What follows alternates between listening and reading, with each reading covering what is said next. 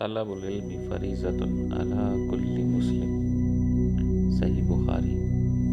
نماز کے احکام و مسائل، حدیث نمبر 361۔ ہم سے یحییٰ بن صالح نے بیان کیا، کہا ہم سے فضیلت سلیمان بن وسعید بن حارث سے، کہا ہم نے جابر بن عبداللہ سے کپڑے کے بارے میں، نماز کے بارے میں پوچھا تو آپ نے فرمایا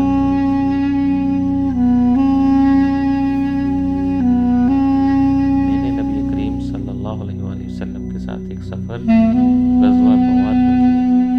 ایک رات میں کسی ضرورت کی وجہ سے آپ کے پاس آیا۔ میں نے دیکھا کہ آپ صلی اللہ علیہ وسلم نماز میں مشغول ہیں۔ اس وقت میرے بدن پر صرف ایک ہی کپڑا تھا۔